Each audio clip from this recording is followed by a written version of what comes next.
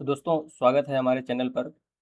UP board के जो students हैं हिंदी वाले बोर्ड की परीक्षा की तैयारी कर रहे हैं, उसके लिए पूरे जो गणित के चैप्टर्स हैं उनको मैं पूरा एक एक करके कवर कर रहा हूँ। उन चैप्टर के साथ साथ जो भी चैप्टर जैसे कवर करता हूँ, जैसे पिछला चैप्टर मैंने पॉलिनोमियल या बहुपद का चैप्टर कवर किया था, तो उसके साथ साथ उसके मैंने एक एक्सरसाइज भी कराई थी, मतलब प्रैक्टिस सेट एक अब लगाया था।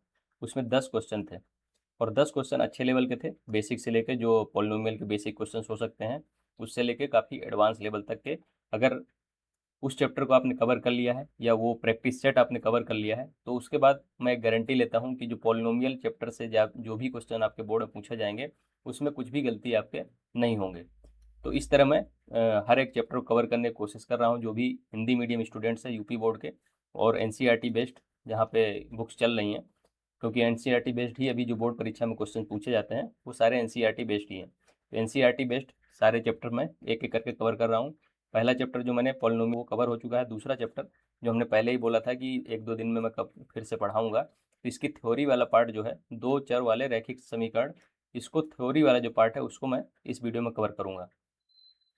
तो आइए चैप्टर को स्टार्ट करते हैं कि हम इस चैप्टर में क्या क्या पढ़ेंगे। थ्योरी वाला पार्ट, उसके बाद फिर जैसे हमने पिछले पॉलिनोमियल चैप्टर के लिए किया कि एक प्रैक्टिस सेट बनाया 10 क्वेश्चंस का, उसी तरह इस चैप्टर के बाद भी जब ये चैप्टर का थ्योरी पार्ट कंप्लीट हो जाएगा तो फिर इस चैप्टर के भी जो भी प्रैक्टिस सेट के क्वेश्चंस रहेंगे वो अगले वीडियो में हम सॉल्व कराएंगे। तो आइए स्टार्ट करते हैं इस वीडियो को। दो चर वाले रैखिक समीकरण होते क्या हैं, सबसे पहले तो यही समझते हैं। एक चर वाला रैखिक समीकरण आपने ऑलरेडी पढ़ लिया होगा, क्लास फिफ्थ सिक्स में स्टार्ट कर दिया था उसको पढ़ाना। जैसे 5x + 6 = 10 दिया हुआ है, तो इसमें कितने चर राशियां हैं, चर और अचर राशियां आपको पता होना चाहिए कि जो चर राशियां होती हैं उनके मान बदलते रहते हैं। क्वेश्चन के हिसाब से, सवाल के हिसाब से उसका मान हमें पता करना होता है, उसका मान पहले से फिक्स नहीं होता है। जैसे अचर राशियाँ होती हैं, जैसे 5, 6, 10, ये अचर राशियाँ हैं। इस सवाल के लिए इन अचर राशियों का मान फिक्स है, इसका मान 5 रहेगा, इसका मान 6 रहेगा, इसका मान 10 है। जबकि जो यहाँ पे चर राशि है x, उसका मान हमको इस सवाल के लिए पता नहीं है। इंग्लिश में कांस्टेंट और वेरिएबल, ये कांस्टेंट है, फिक्स है, इसके जो वैल्यू है वो चेंज नहीं होती। वेरिएबल, ये है वेरिएबल x, इसकी वैल्यू चेंज होगी। तो ये एक जो इक्वेशन है कि 5x + 6 = 10, ये लिखा है, एक इक्वेशन है ये। इस इक्वेशन में एक वेरिएबल है खाली, या बोलिए कि एक चर राशि है, इसको क्या बोलेंगे, एक चर राशि वाला रैखिक समीकरण। जबकि अभी हम जो पढ़ने वाले हैं वो दो चर राशि में, जिसमें 5x + 6y = 10 ऐसे वाले जो समीकरण रहेंगे, इसमें कितनी चर राशियां हैं, x और y, दो चर राशियां हैं, तो इसको बोलते हैं दो चर राशि वाले रैखिक समीकरण। तो इन सवालों को कैसे हल किया जाता है, देखिए इसमें क्या होता था कि एक ही हमारी चर राशि है, x जो है चर राशि है, तो एक ही इक्वेशन की जरूरत होती थी। 5x + 6 = 10, ये इक्वेशन अगर दे दी है तो हम इस चर राशि का मान आसानी से निकाल सकते हैं। क्या होगा इस चर राशि का मान, 10, 6 को उधर ले जाएंगे तो -6 हो जाएगा। 5x = 4, x का मान कितना आ गया, ये गुणे में है यहाँ पे 5 और x, जब उधर जाएगा तो भाग में हो जाएगा। या बोलिए कि 5 से यहाँ पर डिवाइड करेंगे तो यहाँ से भी 5 से भाग देंगे, ये 5 कट जाएगा, यहाँ पे 4/5 x का मान आ जाएगा। देखिए यहाँ पे एक चर राशि थी तो हमको एक इक्वेशन की जरूरत है उस चर राशि की का मान निकालने के लिए।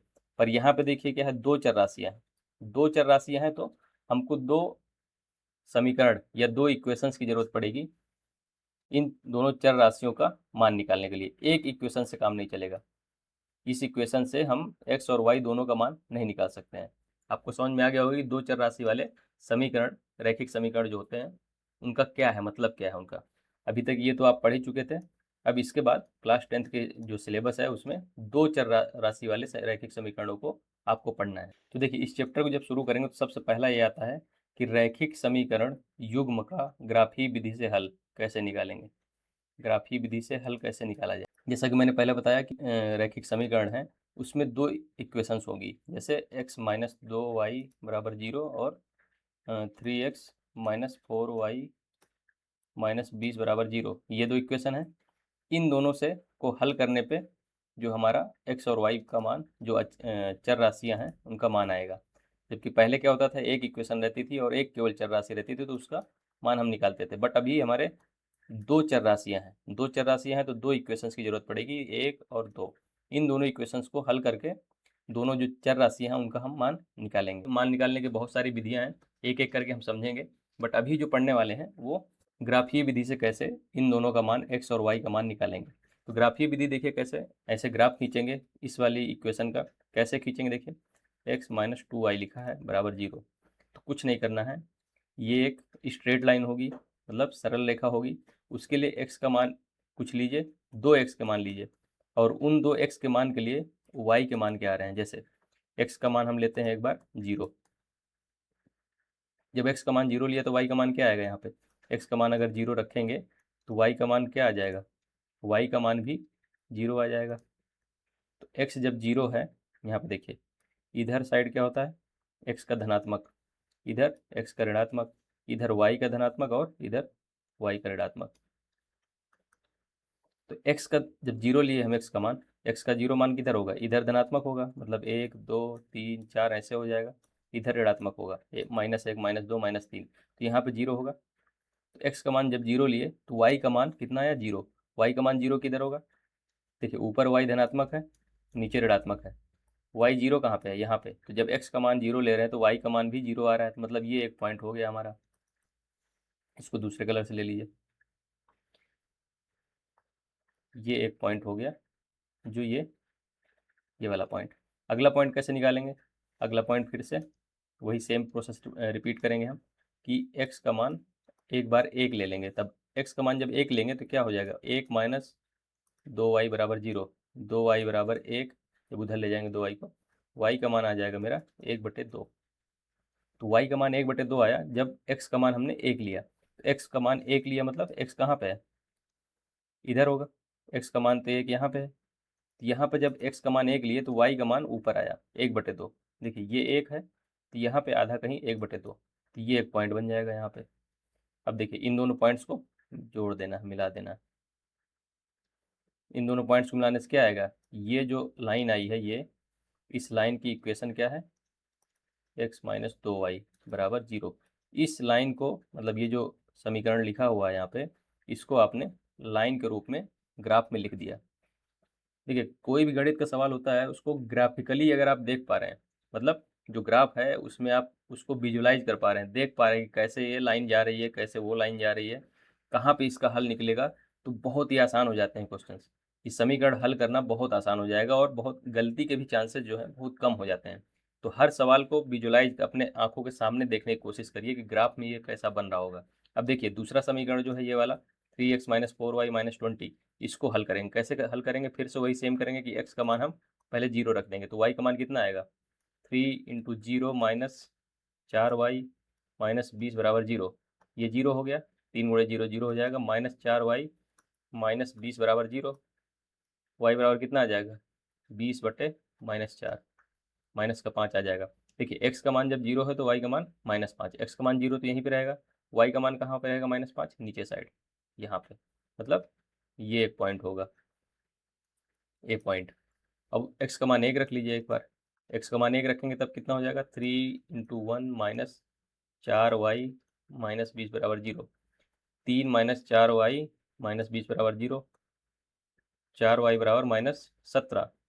y का मान कितना आ गया, -17/4। अब -17/4 कितना होता है, 4 चौको 16 होता है, 16 से ज़्यादा है मतलब 4.25, मतलब ऋण का 4.25 होगा ये 17/4। तो ये कहाँ पे आएगा, ये जो ए से आया था जो पॉइंट मेरा, वो 5 माइनस का 5 आया था, मतलब ये माइनस का 5 है, तो माइनस का 4.25 तो यहाँ पे कहीं होगा ना ऊपर। और x का मान कितना था, x का मान 1 के लिए, ये है x का मान 1। x का मान 1 के लिए जो मेरा मान आया है y का, वो आया है 4.25, मतलब ये पॉइंट मेरा दूसरा। इन दोनों पॉइंट्स को ज्वाइन कर देंगे, इन दोनों पॉइंट्स को जब जोड़ेंगे ये हमारी एक रेखा आ रही होगी। तो ऐसा क्या होगा कि ये समीकरण जाके इसको कट कर रहा होगा कहीं, बस यहाँ पे हमारा, जहाँ पे कट करेगा वही हमारा हल है, वही समीकरण का सॉल्यूशन माना जाता है, हल माना जाता है। चतुर्थांश जो होते हैं ग्राफ में, ये पहला चतुर्थांश है, दूसरा चतुर्थांश, तीसरा, ये चौथा। चतुर्थांश क्या होते हैं, पहले चतुर्थांश में x भी धनात्मक रहेगा, y भी धनात्मक रहेगा। दूसरे चतुर्थांश में क्या रहेगा, x ऋणात्मक हो जाएगा और y धनात्मक हो जाएगा। तीसरे में x ऋणात्मक, y भी ऋणात्मक। चौथे में x धनात्मक है, y ऋणात्मक है। देखिए इस सारणी को समझते हैं। जो दो रैखिक समीकरण है a1x प्लस b1y धन c1 बराबर 0। दूसरा जो रैखिक समीकरण है a2x plus b2y plus c2 बराबर 0। देखिए ये दो लाइंस हैं, ठीक है। इन दोनों को ग्राफ में दिखाना है कि कैसे ये ग्राफ में एग्जिस्ट कर रही है, कैसे बन रही है ग्राफ में। तो पहली लाइन जो है हमारी, उसको हम ले लेते हैं कि ऐसे ये बन गई है। ये मेरी पहली लाइन है, 1 नंबर इसका नाम दे देते हैं, ठीक है। अब इसके बाद दूसरी लाइन देखिए, दूसरी लाइन को दूसरे कलर से दिखा दिखा देते हैं तो ज़्यादा सही रहेगा, क्लियर हो जाएगा। तो दूसरी लाइन जो है मेरी ये वाली, इसको ये किस तरीके से बन सकती है इस लाइन के सापेक्ष। देखिए इस लाइन के सापेक्ष दूसरी लाइन कैसे बन सकती है, या तो ये लाइन इसके बिल्कुल समानांतर हो जाए, कहीं कट ना करे, ये दूसरी लाइन हो सकती है। या तो दूसरी लाइन, मान लीजिए पहली लाइन फिक्स है तो दूसरी लाइन और कैसे बन सकती है, या तो इसी के ऊपर बन जाए बिल्कुल, ठीक है। ये एक तरीका हो सकता है। या तो ये ऐसे बन जाए, मतलब कट कर दे इस लाइन को, पहली लाइन को कट कर दे। तो दूसरी लाइन के क्या क्या तरीके हैं कट बनने के। अगर पहली लाइन मान लीजिए कि ये बन गई है हमारी, तो दूसरी लाइन के बनने के क्या क्या संभावनाएं हैं, कैसे बन सकती है। एक तो संभावना ये है कि ये इस लाइन को कट कर दे। दूसरी संभावना ये है कि समानांतर चली जाए और कहीं भी कट ना करे। तीसरी संभावना ये है कि जस्ट उसके ऊपर ही चली जाए। तो तीनों संभावना में क्या क्या हल निकलते हैं, कैसे हल निकलते हैं। देखिए पहली जो केस है, पहला जो हमने संभावनाएं बताई थी, ये समानांतर वाला। समानांतर कब होगा, देखिए ये झुकाव है, जब समानांतर तभी होगा जब ये झुकाव है, एक्स अक्ष से जो झुकाव है यहाँ पे थीटा, वो इसके लिए और दोनों के लिए बराबर हो जाए। तो झुकाव जो होता है वो ए और बी, इन दोनों का जो अनुपात होता है उस पर निर्भर करता है कि इस लाइन का झुकाव कैसे होगा। जैसे यहाँ पे समझते हैं, मान लीजिए ये लाइन है a1x प्लस b1y धन c1 बराबर 0। तो ये जो लाइन है ये वाली, इसका मान लीजिए कि इस लाइन, इस पॉइंट से, इस बिंदु से गुजरती है और इसका झुकाव नहीं पता है। ये इस बिंदु से कैसे गुजर सकती है, ऐसे गुजर जाएगी, हो सकता है ऐसे गुजर जाए, हो सकता है कि ऐसे गुजर जाए। ये कैसे पता चल रहा है कि ऐसे गुजर रही है, कि ऐसे गुजर रही है, कि ऐसे गुजर रही है। ये पता चल रहा है हमारा a1/b1 से, इसके मान से पता चल रहा है। अच्छा, और C1 फिर किस काम आ रहा है। देखिए हमारे जो इसके गुणांक है x और y के, और ये जो कांस्टेंट टर्म है, इनसे ही डिसाइड हो रहा है, इनसे ही पता चल रहा है कि वो लाइन बन कैसे रही है इस ग्राफ में। तो पहला जो a1 और b1 है, ये दिखाता है कि वो लाइन झुकी कितनी है, मतलब x अक्ष से झुका कितना है। ये झुकाव रहेगा, ये झुकाव रहेगा, कि ये झुकाव रहेगा। और जो सी वाला ये वाला पद है, ये बताता है कि हमारा ये जो लाइन पार हो रही है वो इस ये वाली दूरी जो है, ये जो मेरा 0,0 है, जिसको बोलते हैं ओरिजिन, ओरिजिन से कितना दूर ये जो है वाई एच को कट कर रही है, ये चीज़ें पता चलती हैं। तो यही जो दो चीज़ें आपको याद रखना है, एक तो अनुपात a1 और b1 का, और दूसरा c1 क्या बताता है कब कहाँ पे वाई एच को ये लाइन कट कर रही है। देखिए क्या होगा, ये जो लाइन है दूसरी और ये पहली लाइन है, इन दोनों के अगर ये ऐसे देखिए झुकाव है, बराबर है, समानांतर है, मतलब झुकाव बराबर है। झुकाव बराबर है मतलब झुकाव, जैसे कि मैंने पहले बताया a1/b1, इस पहली लाइन के लिए झुकाव क्या होगा, a1/b1। अगर ये बराबर है किसके, a2/b2 के। दूसरी वाली लाइन और पहली वाली लाइन, दोनों लाइन का झुकाव यहाँ बराबर हो रहा है समानांतर होने पे, समानांतर पे झुकाव बराबर है, मतलब a1/b1 बराबर a2/b2 हो गया। तो जब a1/a2 बराबर b1/b2 है, तो देखिए इसको आप कैसे लिख सकते हैं कि a1/a2 बराबर b1/b2, ऐसे भी तो लिख सकते हैं। तो जब a1/a2 बराबर b1/b2 है, तो ये देखिए क्या हो रहा है, दोनों लाइन समानांतर हैं, ठीक। और मैंने C1 C2 के लिए क्या बताया था, C1 C2 बताते हैं कि ये जो केंद्र है हमारा, केंद्र, इससे कितना दूर ये लाइन वाई एच को कट कर रही है। जैसे ये यहाँ पर कट कर रही है और ये यहाँ पर कट कर रही है, तो कितना दूर कट कर रही है, ये अलग जगह कट कर रही है, ये अलग जगह कट रही है। मतलब समांतर जो रेखाएं हैं उसके केस में C1 C2 अलग रहेंगे। जबकि ये जो केस है ये वाला, कि दोनों लाइन एक दूसरे के ऊपर हैं, उस केस में क्या होगा, समांतर तो रहेंगी ही, क्योंकि एक दूसरे के ऊपर है तो समांतर ही रहेंगी, क्योंकि झुकाव तो दोनों का थीटा ये वाला ही रहेगा, झुकाव का एंगल सेम है। और सी मतलब जो दूरी है वो केंद्र से, वो भी तो यहाँ पे देखिए बराबर हो रही है दोनों के लिए। तो जब तीसरा केस बनेगा ये वाला, कि अगर लाइन एक दूसरे के ऊपर है, उस केस में यहाँ पे C1/C2 भी बराबर हो जाएगा। ये इंपॉर्टेंट चीज़ याद रखनी है। तो बस इसी को यहाँ पे ग्राफ में दिखाया गया है। ये जो सारणी बनाई है इसमें दिखाया गया कि देखिए A1/A2 है, B1/B2 है, C1/C2। इसको क्या करना है, अगर A1/A2 बराबर है B1/B2 के, तो इसका मतलब दोनों समांतर हैं। यहाँ भी समांतर है। समांतर क्या है, देखिए एक ये वाला केस की समांतर है, एक इसके ऊपर है, ऊपर वाली भी समांतर ही है। लेकिन ये देखिए यहाँ पे C1/C2, जब C1/C2 भी बराबर हो जाए तो इसका मतलब वो लाइन दोनों एक दूसरे के ऊपर है। तो जब एक दूसरे के ऊपर लाइन है, जब मैंने बताया कि अगर ये कट कर रही है तो जहाँ पे कट कर रही है वही उसका हल होता है। जब एक दूसरे के ऊपर रहेंगी, कितनी बार कट कर रही होंगी, अनंत बार। अनंत बार कट कर रही है मतलब अनंत हल मिल जाएंगे। तो देखिए यही पे यहाँ देखिए अपरिमित रूप से अनेक हल, मतलब अनंत हल। इनको संपाती रेखाएं बोलते हैं, जब एक दूसरे के ऊपर होती हैं उनको संपाती रेखाएं बोलते हैं। जब भी संपाती रेखाएं होंगी दो, उसमें हल जो है हमारे अनंत होंगे, कोई गिनती नहीं होगी उनकी। अब देखिए ये वाला केस तो हो गया कि ऊपर है, लेकिन जो समांतर वाली रेखा थी उसमें क्या है, एक भी बार कहीं कट कर रही है, नहीं कर रही है। नहीं कर रही है इसका मतलब कोई हल नहीं है। देखिए ये वाला केस A1/A2 तो बराबर है, मतलब झुकाव तो दोनों का बराबर है लाइन का, देखो झुकाव तो बराबर है दोनों का। पर C1/C2 मतलब एक दूसरे को ऊपर नहीं है, वो C1 और C2 दोनों के लिए अलग है, मतलब केंद्र से अलग लाइन जो है ये कट कर रही हैं।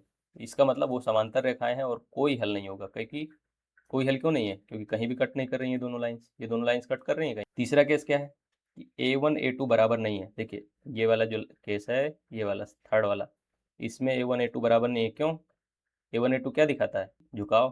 तो इसके लिए जो झुकाव है ये है, और इस लाइन के लिए झुकाव ये है। झुकाव तो अलग अलग हो गया ना, ये मान लो 40 डिग्री है और ये होगा तो हमसे हमारा ज़्यादा है, 40 से 70 डिग्री है, तो दोनों का झुकाव तो अलग अलग हो गया। झुकाव अलग अलग हो गया मतलब A1/A2 और B1/B2 का मान अलग हो गया। अब झुकाव जब भी अलग रहेगा तो कोई ना कोई उसका हल निकलेगा एक, क्योंकि दो अगर समांतर लाइन है तभी तो नहीं कट करेंगी। जबकि अगर दो असमांतर लाइन है मतलब ये तो कहीं ना कहीं तो कट करेंगी ही, तो उनसे जो है एक सॉल्यूशन, एक हल जो हमारा मिल जाता है। देखिए केवल एक हल ये दिया हुआ है। तो बस यही तीन चीज़ें हैं। तो दो अगर रेखाएं हैं तो वो उनमें क्या क्या केस बन सकता है, या तो दोनों दोनों न कट करें, समांतर रहें, या तो दोनों एक बार कट करें, या तो दोनों एक दूसरे के ऊपर हो जाएं। तो इस केस में जब कट नहीं कर रही हैं तो जीरो हल मिलेंगे, कोई एक्स और वाई का मान नहीं मिलेगा। यहाँ पे केवल एक्स और वाई का एक मान मिलेगा। यहाँ पे क्या है, हर जगह कट कर रही है, हर जगह कट कर रही है मतलब हर जगह सॉल्यूशन है, क्योंकि जितनी बार एक्स और वाई जो ये दो लाइन हैं वो एक दूसरे कट करेंगे उतने ही एक्स और वाई के मान आएंगे। तो इसमें अनंत आएंगे, इसमें एक आएगा, इसमें जीरो मान आएंगे। इसको जब सवाल हल करेंगे तो और अच्छे से क्लियर हो जाएगा, वहाँ पे भी हम डिटेल में एक्सप्लेन करेंगे। तो ये सारणी आप बना सकते हैं। देखिए आसान तरीका मैं बता दे रहा हूँ आपको कैसे इस सारणी को याद रखना है। देखिए जो दो समांतर रेखा होती हैं और जो दोनों एक दूसरे के ऊपर होती हैं उसमें झुकाव तो बराबर ही रहेगा, मतलब इनके लिए A1/A2 बराबर होगा B1/B2 के। ठीक है। अब इस केस में क्या होगा, समांतर है ना, तो C की वैल्यू इक्वल नहीं होगी, जबकि ये एक ही लाइन है एक तरह से, तो C भी इक्वल हो जाएगा इसमें, C1/C2। तो इस केस में C1/C2 बराबर हो गया तो अनंत, अनंत हल हो जाएंगे। इसमें क्या होगा, A1/A2 तो होगा B1/B2 के बराबर, बट C1/C2 बराबर नहीं होगा, तो इसमें कितने, एक भी हल नहीं होगा।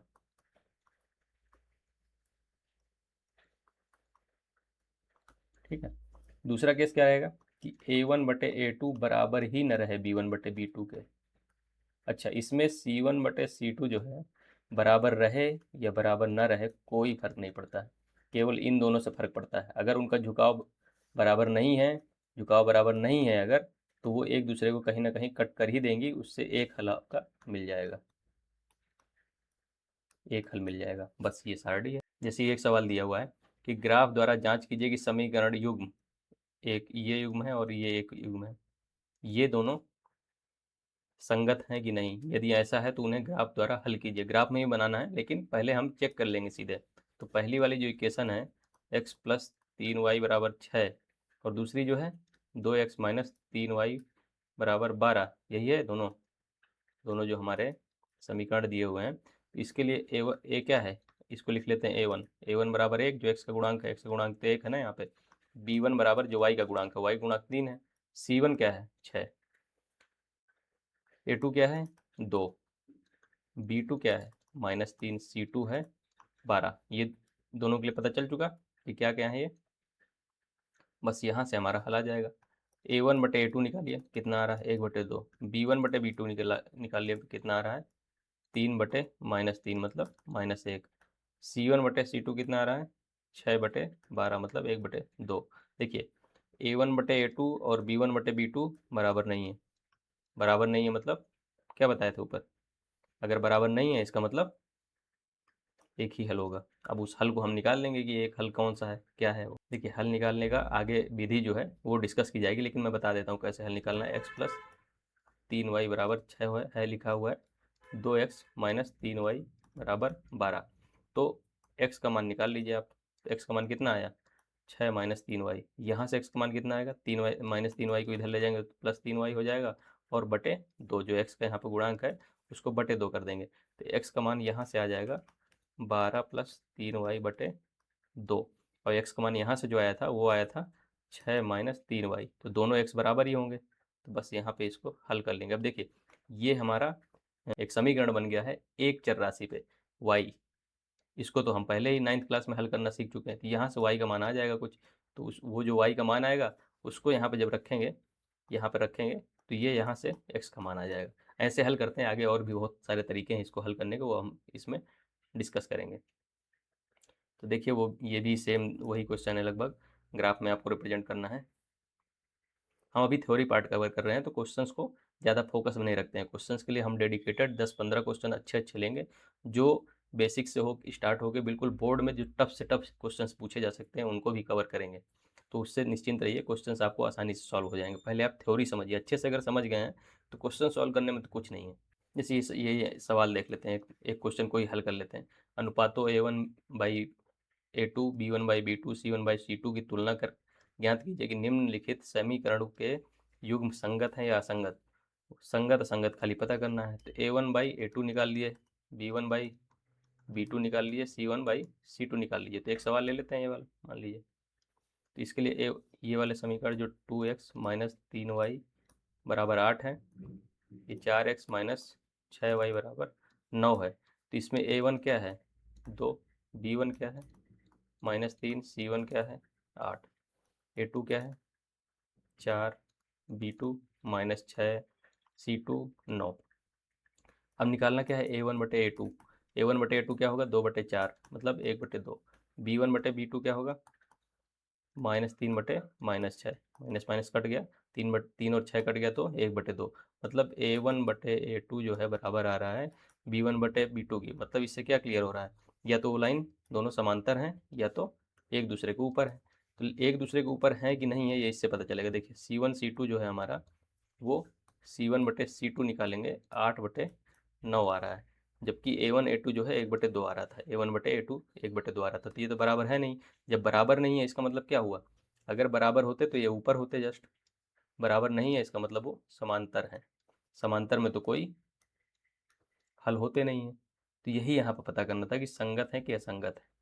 ये असंगत है। अब देखिए ये यहाँ पे एक रैखिक समीकरण युग्म को हल करने की बीजगणितीय विधि, बीजगणित विधि से दो जो रैखिक समीकरण होते हैं, या बोलिए कि रैखिक समीकरण के युग्म होते हैं, उनको कैसे हल किया जाता है ये बताना है। तो इसके क्या विधि है, एक प्रतिस्थापन विधि है। जब अगर सवाल में आपको प्रतिस्थापन विधि लिखा हुआ मिले तब फिर आपको इसी विधि से हल करना है। अगर कोई विधि नहीं लिखी है, आपको केवल सवाल दिया है इसको हल करिए, एक्स और वाई का मान निकालिए, तो आपको जो विधि आती है उससे हल करिए। हम विधियाँ भी डिस्कस करेंगे कौन कौन सी विधियाँ हैं इनको हल करने का। तो देखिए वही विधि है। चरण फर्स्ट क्या है, हम किसी एक समीकरण को लेते हैं, उसमें ये वाला समीकरण है मान लो, तो x इधर एक साइड रखे और y का पूरा इधर भेज दिए। अब क्या करेंगे कि x का मान जो एक समीकरण से आया है उसको जो है दूसरे समीकरण में x की जगह में रख दीजिए, तो ऐसे हल हो जाएगा। उसको x को जो है प्रतिस्थापित कर दिए हम दूसरे समीकरण में x के मान को, तो वो हमारी प्रतिस्थापन विधि हो गई। सवाल आगे एग्जाम्पल हल कर लेंगे। देखिए एग्जाम्पल के तौर पे इसको हल करते हैं। x प्लस 2y बराबर 3 और दूसरा समीकरण है 7x माइनस 15y बराबर 3। ये दो समीकरण है, इनको हल करना है। तो क्या करेंगे, x का मान इन दोनों में से किसी एक से निकालेंगे और दूसरे वाले समीकरण में x का मान रख देंगे। देखिए इससे निकालेंगे तो क्या होगा कि x का मान जब निकालेंगे तो ये 15y उधर जाएगा, बटे में 7 आ जाएगा, तो कैलकुलेशन थोड़ा सा बड़ी हो जाएगी। बट यहाँ से निकालेंगे तो x में जब x बराबर 3 माइनस 2y हो जाएगा जब उधर जाएगा, और बटे में कुछ नहीं आएगा, तो यहीं से हम x का मान पहले निकालते हैं। 3 माइनस 2y, ये जो है हमारा x का मान आ गया। अब इस x का मान यहाँ पे रख देंगे, तो 7 गुणे 3 माइनस 2y, जो x का मान है हमारा ये वाला यहाँ पर रख दिए इसकी जगह, माइनस 15y बराबर 3। अब देखिए इसमें गुणा कराएंगे, 21 माइनस 14y माइनस 15y बराबर 3, ये कितने हो गए, माइनस 29y प्लस 21 बराबर 3। बस इसको सॉल्व करेंगे तो क्या होगा, 29y बराबर 19 और y का मान आ जाएगा 19/29। ये हमारा y का मान आ जाएगा। इस y के मान को यहाँ पे कहीं रख देंगे किसी भी इक्वेशन में तो x का मान आ जाएगा। x प्लस 2y बराबर 3 दिया हुआ था, इसमें जो है y का मान पुट कर देंगे। x प्लस 2 गुणे y का मान कितना आया है, 19/29 बराबर 3 के होना चाहिए। बस x बराबर 3 माइनस 38/29, क्योंकि 19 दूनी 38 और ये उधर जाएगा तो ऋणात्मक बन जाएगा। तो बस यहाँ से x का मान हम जो है हल कर लेंगे, कितना आएगा 49/29। x और y दोनों को मान आ गए। देखिए ऐसे जो है प्रतिस्थापन विधि से हल करना है। अभी प्रतिस्थापन विधि से पूरी एक्सरसाइज बना दी गई है, बहुत सारे क्वेश्चन है इसमें, आप जो है हल कर लीजिए। जो भी डाउट होता है तो उसको पूछ सकते हैं आप। मैं जो अभी नेक्स्ट वीडियो बनाऊंगा उसमें केवल क्वेश्चंस रहेंगे और सारी विधियां और सारे तरीके से हम उन क्वेश्चंस को सॉल्व करेंगे। तो आप टेंशन नहीं लीजिए और ये क्वेश्चंस को ट्राई करिए। अगर कोई डाउट होता है तो हमसे ज़रूर पूछिए। तो दूसरी देखिए सॉल्व करने की विधि है विलोपन विधि। विलोपन विधि में कुछ नहीं करते हैं, जैसे जो इक्वेशन लिखी रहती हैं 5x प्लस 6y बराबर 7, 3x प्लस 2y बराबर 8, ऐसे इक्वेशन कुछ लिखी रहेंगी। तो इसमें विलोपन में क्या करना है कि कोई भी चर राशि को x या तो y, इनमें से एक को गायब कर देना है। गायब कैसे करना है, देखिए ये दोनों, ये 5x है और ये 3y है। जब इनको अगर बराबर कर दे किसी तरीके से 5 और 3 को, तो कैसे बराबर होगा, इसमें अगर 3 से गुणा करा दे तो ये 15 बन जाएगा और इसमें अगर 5 से गुणा करा दें, अब 5 से केवल इसमें गुणा कराएंगे तो समीकरण चेंज हो जाएगा। तो समीकरण को भी हमको सेम रखना है, तो 3 से गुणा हमको हर एक पदों में कराना पड़ेगा। ऐसे ही 5 का गुणा इसमें सारे पदों में कराना पड़ेगा। लेकिन हमको जरूरत ये पता कहाँ से चल रहा है कि किससे गुणा कराना है, यहाँ से, कि इसको हमें विलोपित करना है x वाले पद को। तो ये 5 है यहाँ पे, तो 3 से गुणा कराने में 15 आएगा, और 3 है यहाँ पे तो 5 से गुणा कराने में 15 आएगा, और फिर उसके बाद हम घटा देंगे तो 15 से 15 कट जाएगा और यहाँ पे कुछ हमारे पास आ जाएगा। तो y का मान हम यहाँ से निकाल लेंगे। ये विलोपित विधि है और सबसे ज़्यादा यूज में यही आती है। प्रतिस्थापन विधि को बहुत कम लोग यूज करते हैं जब ये विधि पता चल जाती है, लेकिन समझना सारी विधियाँ जरूरी है। तो ये विलोपन विधि को देखिए समझ में आ गया होगा आपको। जैसे यहाँ पर 2x है प्लस 3y बराबर 4 और ये 3x प्लस 2y बराबर 3, ऐसे ऐसे इक्वेशन दी है। तो अब यहाँ पे देखिए कितने से गुणा कराया जाए कि इसके बराबर आ जाए, मतलब यहाँ पे जो दोनों संख्याएं हैं ये दोनों बराबर आ जाएं, इन दोनों में कुछ गुणा कराइए। तो इसका गुणा इसमें करा दीजिए, इसका गुणा इसमें करा दीजिए, सबसे आसान। अगर कुछ कॉमन नहीं है तो बस यहाँ पे 3 से गुणा कराना है, यहाँ पे 2 से गुणा कराना है। तो ये क्या हो जाएगा, 6x प्लस 9y बराबर 12। ये क्या हो जाएगा, 6x प्लस 4y बराबर 6, 3 दूनी 6। बस इसको घटा दीजिए इससे, तो ये तो कट गया। 5y बराबर 6 बचा यहाँ पे, 12 में से 6 गया। 5y है तो ये गुणे में है यहाँ पे, तो उधर जाएगा तो क्या होगा, y का मान 6/5 आ जाएगा। बस ऐसे हल करना है। y का बाद मान जहाँ 6/5 आ जाएगा तो किसी भी एक इक्वेशन में आप y की जगह में 6/5 रख देंगे तो x का मान आ जाएगा। ये हमारी विलोपन विधि है। प्रतिस्थापन विधि तो आपने पहले पढ़ ही ली है। इससे सवाल हल करना है। हल तो मैंने एक्चुअली उदाहरण तो समझा ही दिया, ज़रूरत नहीं है अब समझने की। बस यही है चैप्टर। चैप्टर में आपने पढ़ा क्या क्या, समराइज कर देते हैं चैप्टर को। सबसे पहले तो आपको जो बेसिक चीज़ है वो ये है कि दोनों जो इक्वेशन है, दोनों जो लाइंस हैं, जिन समीकरणों का हमको मान निकालना है कि दोनों समीकरण में x और y का मान जो निकालना है, उनको ग्राफ में बनाना आना चाहिए। ग्राफ में बनाने के लिए सबसे सिंपल तरीका ये है कि आप x का मान एक बार 0 लीजिए और x का मान एक बार 1 लीजिए। बस उसको ग्राफ में जो है ऐसे दिखा दीजिए। जब x का मान आपने 0 लिया तो एक बिंदु मिल रहा होगा, x का मान जब 1 लिया तब एक बिंदु मिल रहा होगा। इन दोनों बिंदुओं को ज्वाइन करेंगे तो एक लाइन बन जाएगी, और दूसरी जो लाइन है उसके लिए फिर सेम ही प्रोसेस रिपीट करेंगे तो दूसरी लाइन बन जाएगी। उसी से आपको पता चल जाएगा कि कितने हल हैं। अगर डायरेक्ट बहुत बार क्वेश्चन पूछा भी जाता है कि कितने हल आ रहे हैं, तो बस उसमें केवल a1/a2 बराबर b1/b2 बराबर c1/c2, ये तीनों जो है चीज़ें अगर निकल आएंगी तो उसके बाद आपको क्लियर हो जाएगा कितने सोल्यूशन हैं। तो ये तो पहली चीज़ ग्राफ में आपको बनाना आना चाहिए। दूसरा, दोनों जो इक्वेशंस हैं दोनों समीकरण हैं उनको हल करने के तरीके, एक प्रतिस्थापन विधि है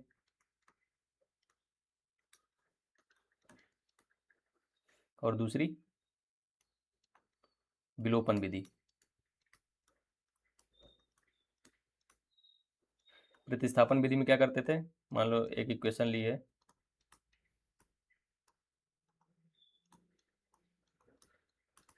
ये है, तो यहाँ से क्या करेंगे, x का मान निकालेंगे। कैसे, x का मान कैसे निकालेंगे, 2x बराबर -5y -6, जब इधर ले जाएंगे दोनों को तो माइनस के हो जाएंगे, 2 से यहाँ भाग दे देंगे, ये हमारा x का मान आ गया। और ये जो x का मान आया है इसमें दूसरी जो समीकरण है दूसरा वाला, उसमें रख देंगे x की जगह, तो यहाँ से हमारा एक इक्वेशन बन जाएगी, एक समीकरण बन जाएगा जो केवल y होगा, जिसमें चर राशि जो है y होगी। और ये चीज़ हम क्लास 8th 9th में पढ़ चुके हैं कि एक चर राशि का जो समीकरण है उसको कैसे हल करते हैं। तो बस वहाँ से जो y का मान निकलेगा उसको फिर एक समीकरण में रख के x का मान निकाल लेंगे। ये हमारी प्रतिस्थापन विधि है। विलोपन विधि में क्या करते हैं, सेम यही, 2x + 5y + 6 बराबर 0 और 3x + 3y + 9 बराबर 0। तो इसमें कुछ नहीं करते हैं, एक जो चर राशि है उसको विलोपित कर देते हैं, चाहे इसको y को करिए चाहे उसको करिए। तो विलोपित करने का तरीका क्या है कि जो x है यहाँ पे और x का जो गुणांक है 2 और इसमें x का जो गुणांक है 3, उन दोनों को एक दूसरे से गुणा करा दीजिए। मतलब ये 3 का गुणांक है तो यहाँ पे 3 का गुणा कराइए पूरे समीकरण में, और इसमें 2 का गुणा कराइए पूरे समीकरण में, बस। तो जब ये दोनों बराबर हो जाएंगे तो घटा देंगे तो ये 0 हो जाएगा, कट जाएगा, और इधर कुछ कुछ आ जाएगा तो y का मान यहाँ पे आ जाएगा। y का मान जब यहाँ पे किसी एक समीकरण में रखेंगे तो x का मान आ जाएगा।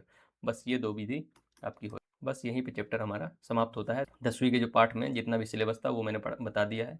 अगर आप एक्सरसाइज सॉल्व करिए, कोई भी अगर सवाल में कोई किसी भी तरीके का डाउट होता है तो कमेंट सेक्शन में बताइए।